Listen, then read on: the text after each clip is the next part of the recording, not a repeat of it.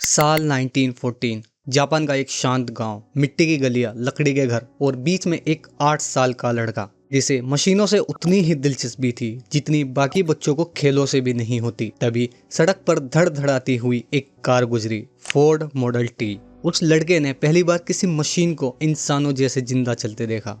Soichiro Honda. इसका बचपन आसान नहीं था। माता पिता लोहार थे, गरीबी थी, घर में बीमारियों ने कई भाई बहनों को भी छीन लिया था। लेकिन उस बच्चे का ध्यान स्कूल या किताबों में नहीं जाता था। वह साइकिल खोलकर देखना चाहता था कि अंदर आखिर होता क्या है। एक तरह से उसकी असली शिक्षा वही थी, गांव की धूल, औजारों की खटक और जिज्ञासा की आग। 16 की उम्र में उसने अखबार में एक छोटी सी नौकरी का विज्ञापन देखा।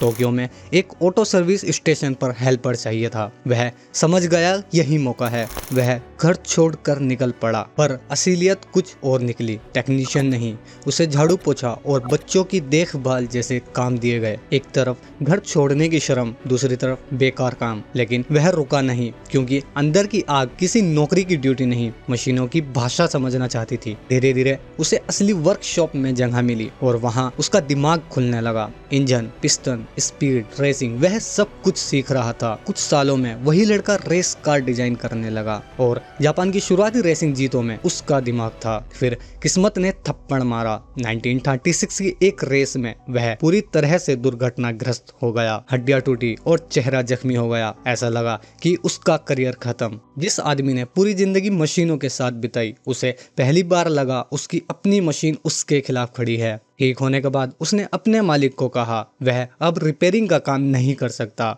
वह स्पेयर पार्ट्स बनाना चाहता है। जवाब मिला, जरूरत नहीं। बस यहीं से होंडा अकेले चल पड़ा। उसने खुद की छोटी सी फैक्ट्री बनाई। पैसे नहीं थे, नींद नहीं थी, पर जिद थी। रात को अकेले खड़े होकर पिस्टन बनाने की कोशिश करता। शुरुआत में 50 में से 47 डिजाइन्स रिजेक्ट हो गए। वह जापान भर की फैक्ट्रियों के चक्कर लगाता, सीखता, फिर वापस आता और डिजाइन सुधारता। आखिरकार एक दिन उसके पिस्टन पास हो गया। ऑर्डर्स आए, फैक्ट्री बढ़ी और तभी वर्ल्ड वॉर सेकंड ने उसका सब कुछ ढा दिया। उसकी फैक्ट्री बमबारी में नष्ट हो गई। देश की इकोनॉमी गिरने लगी और होंडा फिर से शून्य पर आ गया। लेकिन यह आदमी अजीब था। जहां दूसरे टूटते थे, यह वहां से शुरू करता था। जंग के बाद उसे रेडियो में इस्तेमाल होने वाला एक छोटा इंजन मिला। लोगों के पास पैसे नहीं थे, पेट्रोल नहीं था, पर जरूरत थी सफर की। उसने सोचा क्यों ना यह इंजन साइकिल पर लगा दिया जाए। बस वहीं से इतिहास बदला। लोग लाइन लगाकर उसके बनाए मोटरसाइकिल जैसे वाहन को खरीदने लगे। पैसा नहीं था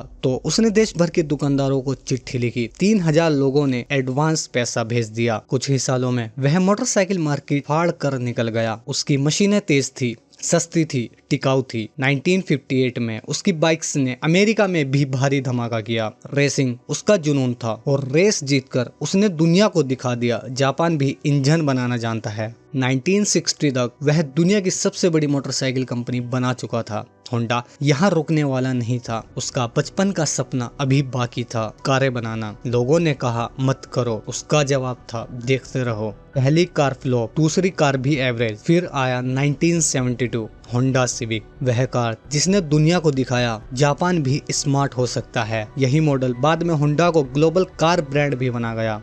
62 साल लगातार सीखने, गिरने, टूटने, फिर खड़ा होने के बाद सोइचिरो होंडा ने आखिर वह हासिल किया जो वह 8 साल की उम्र में देख रहे थे। दुनिया मशीनों को देखे तो उनके नाम की इज्जत दिखाई दे। 1991 में वह दुनिया को छोड़ गए, लेकिन मशीनें आज भी उनकी कहानी चलाती है। कारों में, बाइक्स में, इंजन्स में और उन लोगों में जिन्हें अपनी जिद पर भरोसा है।